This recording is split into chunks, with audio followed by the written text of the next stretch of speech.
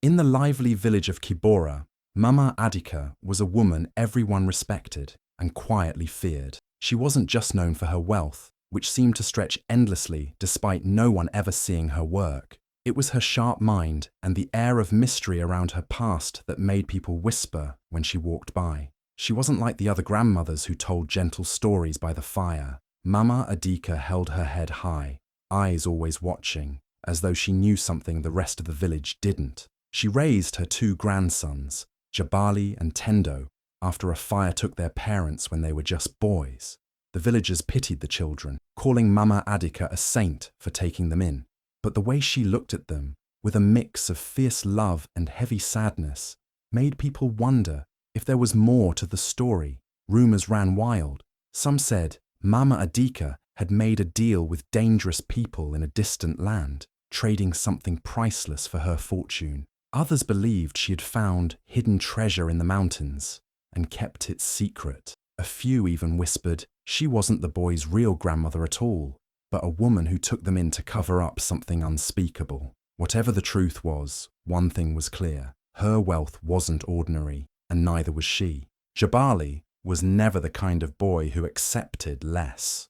As he grew older, watching Mama Adika live comfortably while he and Tendo wore patched clothes and went to bed hungry some nights began to sting. He couldn't understand it. Their grandmother had everything: a big house, fine clothes, food that never seemed to run out. Yet she rarely shared more than the basics with them. She always said she was saving for the right time, but Jabali was tired of waiting. Why should they suffer while she held on to riches she clearly didn't need? One day, while wandering through the market, Jabali overheard a merchant talking to another man. The merchant laughed, his voice low and knowing. "Old riches never reach young hands without a push," he said. The words stuck to Jabali's mind like a thorn. He couldn't shake them. What if waiting meant they'd never get anything at all? What if Mama Adika planned to give her fortune to someone else? Maybe an outsider or a distant relative they'd never heard of. The thought made his stomach burn with anger. That night Jabali sat outside under the moonlight, his jaw tight and his fists clenched. He stared at the house that should have been theirs already. It wasn't fair. He was practically a man now, and Tendo wasn't a child anymore. They deserved to live well, to wear good clothes and eat without worrying about the next meal. Mama Adika's money could give them everything they ever wanted, but she hoarded it like they weren't worthy. Tendo found him there, sitting in the dirt, his face hard and distant. He asked Jabali what was wrong, and for a moment, Jabali stayed quiet, but then the words spilled out, full of bitterness and fire. He told Tendo everything about the merchant's words, about how they'd never see a coin of Mama Adika's wealth if they kept waiting like obedient little boys. He said they deserved it. After all, weren't they the ones who suffered while she lived like a queen? Tendo hesitated. He wasn't like Jabali. His heart was softer, his mind slower to anger. He loved Mama Adika, and the idea of taking from her felt wrong. But Jabali didn't stop. He painted a picture too tempting to ignore. New clothes, full stomachs, no more back-breaking chores. A better life, a life they could have now, not after years of waiting for an old woman to die. Slowly, Jabali's words wormed their way into Tendo's heart. He didn't want to believe it, but part of him wondered too. What if Jabali was right? What if they waited and ended up with nothing? What if Mama Adika's secrets didn't include them at all? The more Jabali spoke, the more Tendo's doubts grew. He didn't want to betray Mama Adika, but he didn't want to spend his life in rags either. Jabali's voice was steady and sure, like he wasn't suggesting something wrong but something smart, something necessary. By the time the sun began to rise, Tendo wasn't just listening anymore. He was nodding, he was agreeing. They weren't boys anymore, and boys who waited stayed poor. The idea came to Jabali like a spark in the dark, quick, dangerous, and impossible to ignore.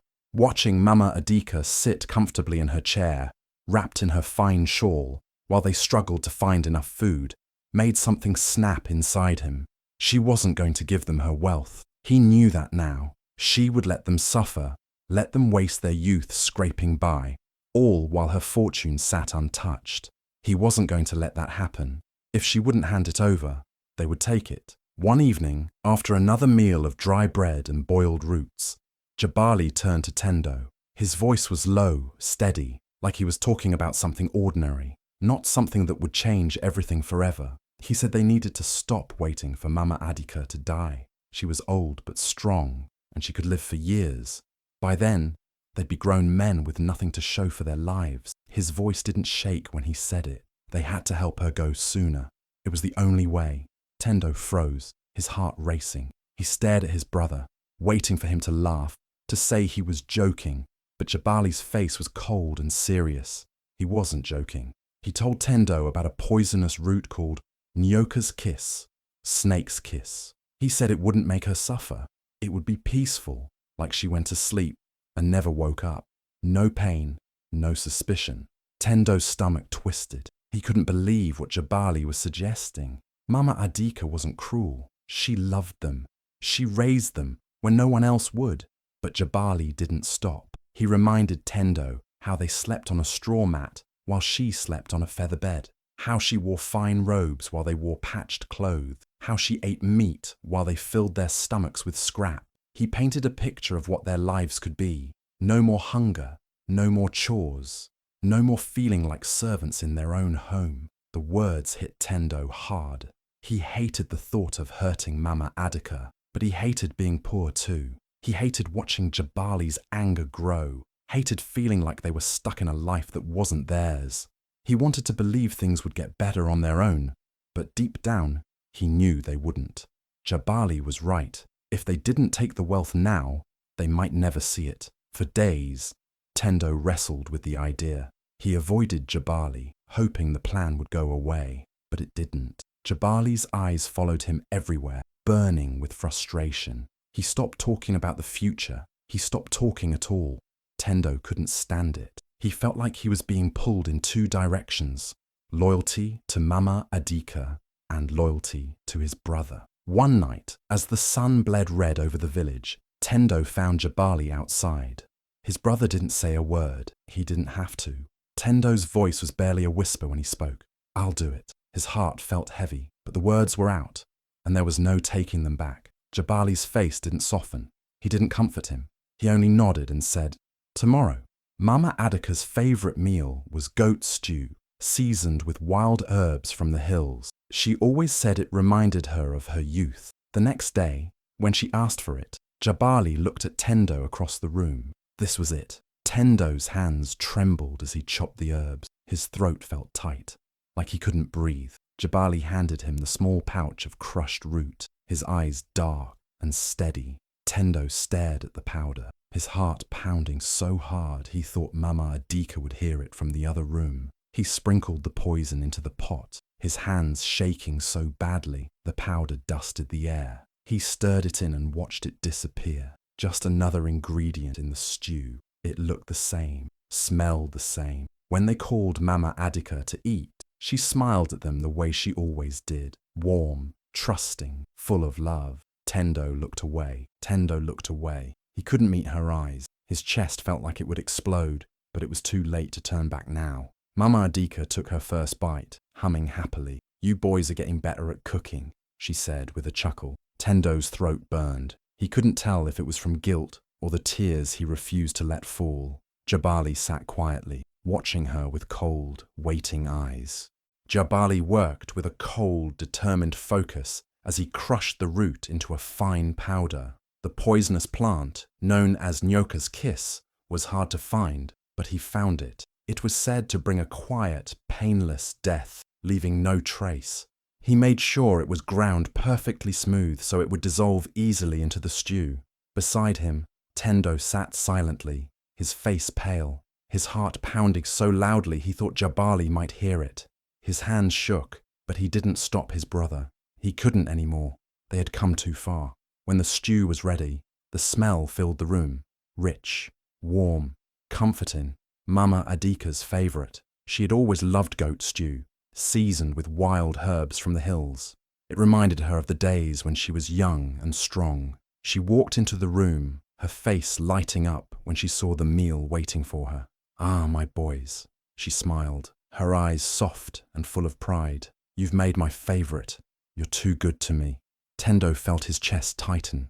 He couldn't look at her for more than a second. Jabali, though, didn't flinch. He smiled, his voice steady, as he told her they wanted to make something special for her, to show her how much they loved her. His words sounded warm, almost believable, but there was no warmth behind his eyes. Mama Adika didn't notice. She sat down happily and took her first bite. Her eyes lit up. "You boys are getting better at cooking." She laughed softly, her voice filled with joy. She ate heartily, praising them between bites. Each word felt like a dagger to Tendo's heart. He wanted to scream, to stop her, but his body wouldn't move. His throat felt like it was closing, and his hands were clenched so tightly under the table that his knuckles turned white. Jabali watched her carefully, his eyes never leaving her face. He wasn't smiling anymore. He was waiting. It didn't take long. After a few minutes, Mama Adika's smile faltered. Her hand trembled slightly as she reached for her cup. I feel a little tired," she murmured, her voice suddenly weak. Her eyes flickered, confused. "Maybe I just need to rest." Tendo stared at her, his heart racing. She looked at him, her brows knitting together. For a moment, her eyes locked onto his, and he saw something flicker there. Worry, pain, or worse, trust. His stomach churned. He wanted to grab her, to tell her the truth, but the words died in his throat. Mama Adika tried to stand, but her legs wobbled beneath her. She stumbled, and Jabali shot up from his chair, catching her just before she hit the floor. He lowered her down gently, his face a mask of cold control. "It's okay, Grandma. You're just tired. Rest," he whispered, his voice almost soothing. Her breathing slowed, her eyelids drooped. Within moments, she was still, silent. It looked like she had fallen into a peaceful sleep. The house was quiet, too quiet. The sound of her spoon hitting the floor echoed in Tendo's ears like a scream. He couldn't breathe. His throat burned. His chest ached. Jabali knelt beside Mama Adika's body, his face unreadable. He reached out and closed her eyes gently, like he was doing something kind. But there was no kindness in what they had done. By morning, the village was in mourning. Mama Adika was loved by many, and her sudden passing left everyone in shock. They spoke of her kindness, her strength, and how lucky her grandsons were to have been raised by such a woman. People brought food, comforted the boys, and praised them for staying strong in their grief. Jabali played his part perfectly. He cried when they cried, accepted their condolences with a bowed head and trembling voice. Tendo tried to play along, but his guilt clung to him like a shadow. Every time someone said, "She's at peace now," he felt like his heart might stop. But Jabali didn't waver. He was already thinking ahead. Mama Adika's wealth was finally theirs, and soon the village would see that they weren't just grieving grandson. They were the new masters of the house. Days passed after Mama Adika's death, and the house, once filled with her warmth and laughter, felt colder. The villagers still came by to offer food and comfort, but Jabali barely noticed. His mind was elsewhere, on the fortune that was now rightfully theirs. He was certain Mama Adika had hidden gold somewhere in the house. She couldn't have lived so comfortably for all those years without a stash of wealth tucked away. He convinced Tendo that they needed to find it. After all, wasn't that why they had done this? Late one night, when the village was quiet and the last lanterns had gone out, the brothers began their search. They started with her room. It felt wrong, standing there, rummaging through her belongings. Her familiar scent still clung to the blankets, and her walking stick leaned against the wall, like she might come back for it. Tendo hesitated, his hands trembling as he opened her drawers. But Jabali moved with determination. He wasn't going to stop until he found what they deserved. They tore through everything, the wardrobe, the shelves, even the floorboards. Nothing, no gold, no jewelry, nothing of value. Tendo started to wonder if the rumors had been wrong all along. Maybe Mama Adika didn't have any hidden fortune. Maybe they had done all this for nothing. But Jabali refused to believe it. He paced the room, his mind racing. His eyes landed on an old wooden trunk pushed into the corner, half hidden by a blanket. He dragged it out, only to find it was empty. He cursed under his breath, frustration boiling over. That's when his foot hit something hard, a dull clunk from beneath the bed. They dropped to their knees, and Jabali reached underneath, pulling out a heavy iron chest covered in dust.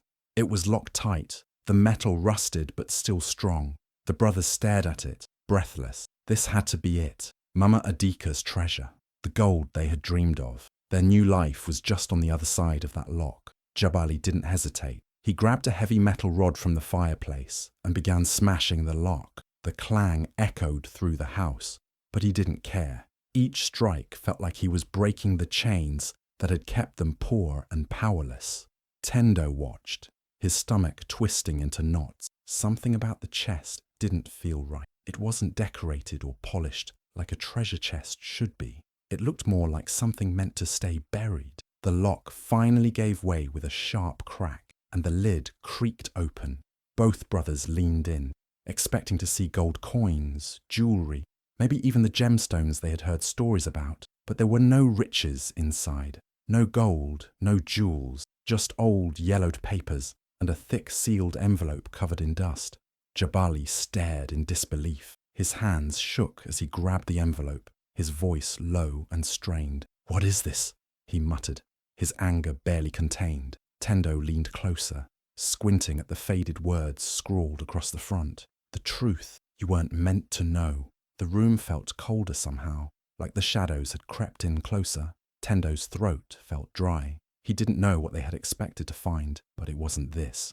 Jabali's hands clenched around the envelope, his knuckles turning white, his face twisted with rage and confusion. They had killed for this, for an old chest filled with paper. For the first time since Mama Adika's death, Tendo felt a deep, unsettling fear in his gut. Something was wrong. Something felt unfinished, like the house itself was holding its breath. He wasn't sure what scared him more, what was inside the envelope, or the look on Jabali's face as he stared at it, like the truth might be worse than any punishment they could imagine.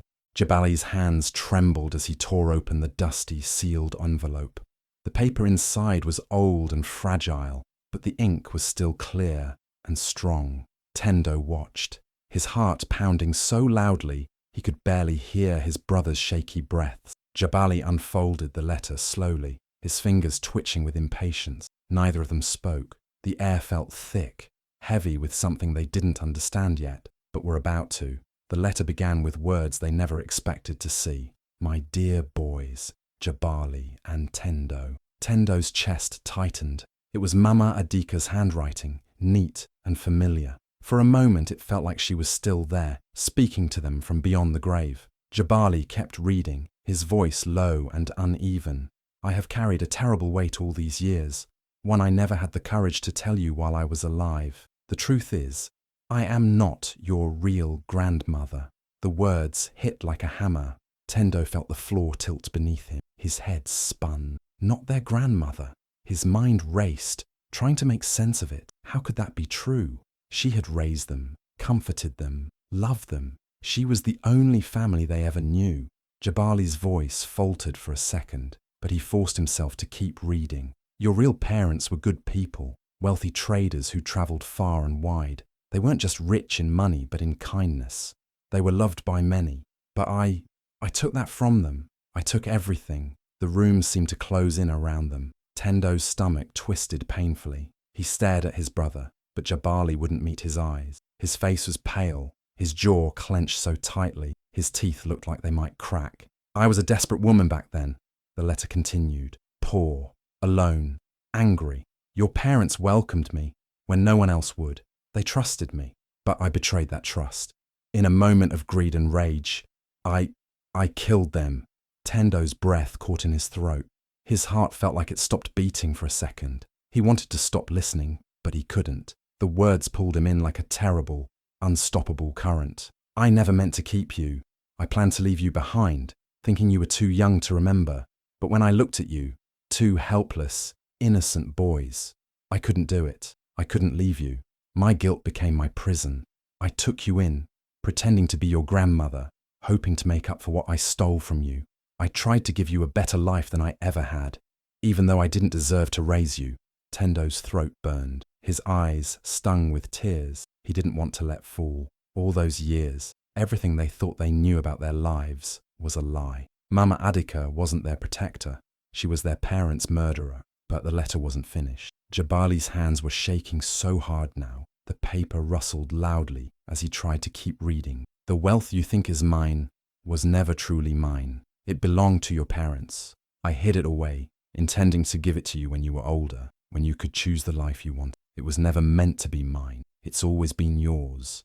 I only kept it from you to protect you from the truth. I loved you like my own, even though I had no right to. I know you may hate me now, but I hope you can understand why I did what I did. I pray that one day you'll forgive me. The letter ended there, the last words smudged slightly, as if written through tears. The room was silent, except for the sound of Tendo's shaky breathing. He felt like the world had been ripped out from under him. Everything they had done, the poison, the lies, the betrayal, it wasn't just a mistake, it was a tragedy. They hadn't killed a greedy old woman sitting on a fortune. They had killed the one person who, despite her terrible sins, had loved them more than anyone else ever had.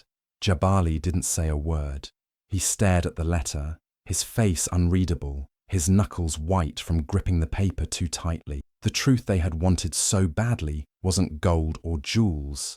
It was something far heavier, something that couldn't be undone. The fortune was theirs, but it no longer felt like a victory. It felt like a curse.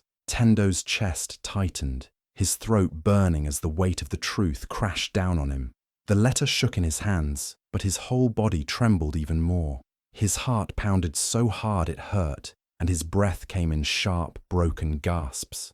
His mind replayed Mama Adika's smile, her laughter, the way she always called them my boys, with warmth in her voice. She wasn't their grandmother, but she was the only mother they ever knew, and they killed her. His knees gave out, and he sank to the floor, his hands gripping his head. Sobs tore from his throat, raw and painful. He couldn't stop them. All the anger, greed, and resentment that had pushed him into this nightmare seemed to melt away, leaving nothing but unbearable guilt. They had poisoned her, the woman who had taken them in, raised them, loved them. Despite the monstrous truth she carried, she might not have been their real grandmother, but her love had been real, and they destroyed her for it. I killed her, Tendo choked out, his voice barely more than a whisper. We killed her! His eyes were wild and filled with tears as he looked at Jabali. She loved us, and we killed her. Jabali's face hardened. His jaw clenched so tightly, his muscles twitched. He shook his head, his voice low and cold. Number, it's a lie. She lied to us. She stole our parents' fortune and made us live like beggars while she sat on it. This is just another trick to keep it from us. Tendo stared at him in disbelief. Did you even read the letter? She wasn't keeping it from us for herself. She was keeping it for us. She was protecting us. His voice broke again. She wasn't the monster. We were. Jabali wouldn't hear it. His eyes burned with rage, but underneath it, something else flickered. Fear. He refused to believe they had killed the only person who ever loved them. He couldn't. The truth was too heavy to carry. So instead, he clung to his greed. There's still gold here. I know it. She hid it somewhere. I'm not leaving this house with nothing. Before Tendo could stop him, Jabali started tearing through the room like a man possessed. He overturned furniture, ripped apart cushions, and clawed at the floor. His breath came in angry, ragged bursts. The sound of wood splintering filled the room as he pried up a floorboard near the fireplace. His hands were scraped and bleeding, but he didn't stop. He reached in, his fingers brushing something solid, something hidden. His heart leapt. This was it. The fortune. He pulled out a heavy sack, dust-covered and tied shut with a thick string. His hands trembled, but this time it wasn't from fear. It was excitement. The gold was finally theirs. They hadn't killed her for nothing. See? Jabali spat, his voice bitter and wild. She lied. She was hiding this all along. Tendo watched from the floor, his body hollow and broken. He didn't care about gold anymore. None of it mattered. Jabali tore the sack open, expecting the glitter of coins, the shine of jewels. But what fell out wasn't treasure. It was grey, powdery, and clumped together in jagged pieces. Ash, bone fragments. The room seemed to freeze. Jabali stared, his mind refusing to process what he was seeing. His hands shook violently as he reached into the sack and pulled out a brittle, charred piece of bone. It crumbled in his fingers. A small, blackened ring tumbled from the sack and landed with a hollow clink on the wooden floor. It was twisted and melted, but the tiny engraving on the inside was still clear enough to read. Tendo recognized it instantly. His mother's wedding ring. He remembered how she used to let him hold it when he was little, how she said it would always remind them that family was more precious than gold. Jabali's face drained of color. His voice came out in a broken whisper, barely recognizable. No, this. Jabali stared at the ashes in his hands, his breathing ragged and uneven. His eyes darted wildly around the room, as if refusing to believe what he saw. His hands trembled, coated in the grey remains of the parents he never knew. The truth wasn't supposed to be this. It was supposed to be gold, wealth, freedom. Not this. Not death and regret. No, he muttered, his voice barely above a whisper. No, this isn't it. This isn't how it ends. His voice grew louder, desperate. There's still more. There has to be more. Tendo didn't answer. He couldn't. He sat slumped against the wall, hollow and broken, his face wet with silent tears. His heart felt like it had been ripped from his chest. He didn't care about gold anymore. He would give anything to go back to the way things were, back when Mama Adika was still alive, still smiling, still calling them her boys. But that life was gone, and they were the ones who destroyed it. Jabali's breathing turned into panicked gasps. His eyes burned with a wild, manic light. He threw the sack of ashes to the floor as though it burned him. She's lying. There's still gold. His voice was frantic now, filled with rage and denial. She hid it somewhere else. She had to. She wouldn't leave us with nothing. Tendo finally looked up at his brother. His voice came out weak, barely a whisper. It was never about gold, Jabali. She gave us everything we ever needed. We were too blind to see it. Jabali's face twisted in fury. His fists clenched so hard his nails dug into his palms, drawing blood. You believe this? You believe that murderer loved us? After what she did to our parents? His voice cracked, a mixture of rage and pain. He shook his head violently, stepping back like he didn't recognize Tendo anymore. I'm not staying here to live like a beggar, Jabali spat. His voice was raw, broken. I'll find the gold. I'll take what's ours. You can rot in this house with her lies. Before Tendo could say anything, Jabali turned and ran. He didn't stop to gather his things. He didn't look back. He disappeared into the night, his footsteps echoing through the silent village. The shadows swallowed him whole, and he was never seen again. Some say he went mad, wandering from village to village, still searching for the fortune that never existed. Others say the spirits of their parents and Mama Adika cursed him to wander forever, never finding peace. Tendo stayed behind. He couldn't leave. The house felt like a tomb, but it was the only place that still held memories of Mama Adika, good ones, before everything went wrong. He tried to fix things, tried to take care of her home the way she had taken care of them. He patched the roof, tended to the garden, and sat by the fireplace where she used to tell them stories. But the warmth never came back. The house felt empty, haunted by the weight of what they had done. The villagers, once kind and supportive, grew distant. Whispers followed him whenever he walked to the market. They didn't know what had really happened, but rumours spread like fire. Some said he killed Mama Adika for her fortune. Others said her spirit cursed him to live with his guilt. No one looked at him with sympathy anymore. Only cold, silent judgment. He never defended himself. He didn't think he deserved to. Days turned into months, then years. Tendo barely noticed. His heart felt like it had died the night Mama Adika did. He stopped counting the days, stopped caring about the village's whispers. He didn't deserve their forgiveness. He didn't want it. He spent his days tending to the empty home and his nights staring at the ceiling, sleep refusing to come. The boy who once dreamed of a better life was gone. All that was left was a hollow shell, a man who carried the weight of his guilt like chains he could never break. He didn't leave the house, didn't speak to anyone. The only voice he wanted to hear was gone forever. In the end, the gold didn't ruin them. Their own greed did. And in the end, Tendo realized the cruelest truth of all.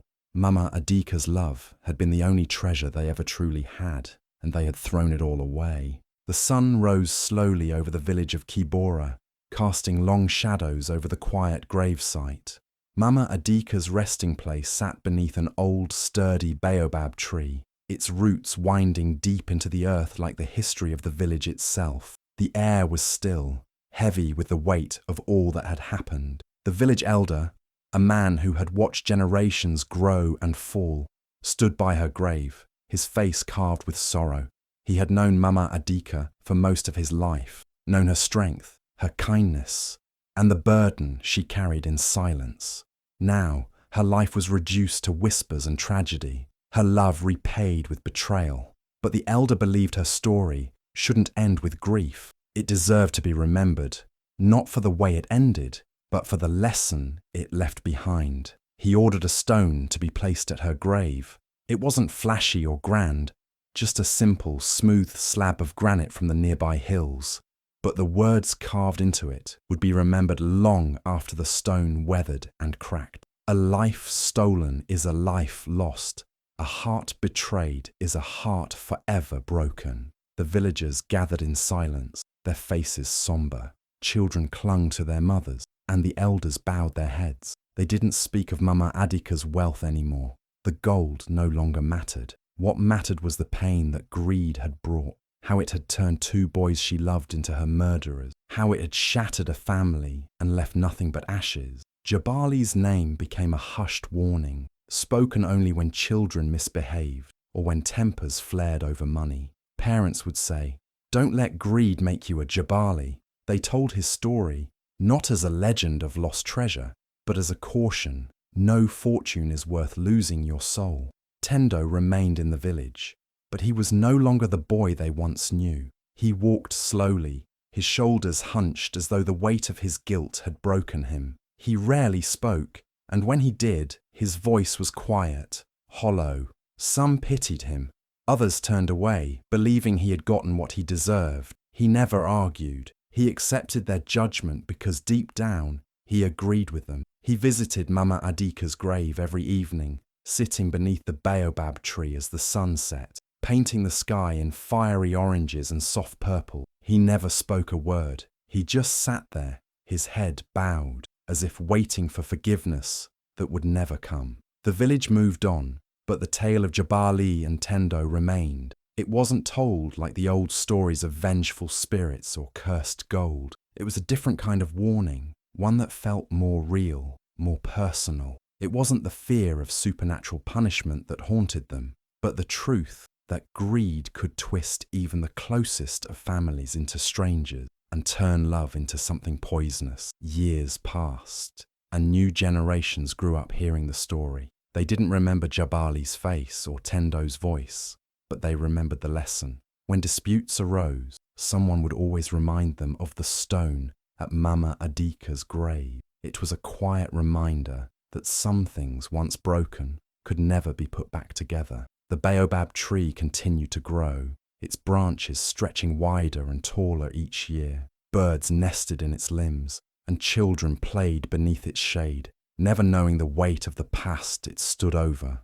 But the stone remained, its words still clear, even as the seasons changed and the world moved on. Mama Adika's love didn't die with her. It lived on in the warning her story left behind, a reminder that true wealth isn't gold or land, but the people who love us. And once that's lost, no treasure on earth can bring it back. The wind whispered through the village of Kibora, carrying with it the echoes of a story no one would forget. The tale of Jabali and Tendo, once seen as two ordinary brothers, had now become a tragic legend, a warning passed down from elders to children, from one generation to the next. Their names were no longer spoken with warmth or familiarity, but with caution, a reminder of what happens when greed poisons the heart. The village remembered how Jabali's hunger for more consumed him until he became a ghost of the boy Mama Adika once loved. They remembered Tendo, the gentle, reluctant brother who followed the path of greed and lost himself along the way. And they remembered Mama Adika, the woman who wasn't their real grandmother, but loved them more deeply than anyone ever could. A love repaid with betrayal. The air was heavy, filled with the weight of their choices. Jabali vanished into the world, chasing gold that never existed. Tendo stayed behind, left with a broken heart and an empty home. The gold they killed for was never real, but the pain they caused was. They traded a life of love for a dream of riches and ended up with nothing. And now the question lingers in the hearts of all who hear their story. If you knew the price of your greed was the only family you had, would you still pay it?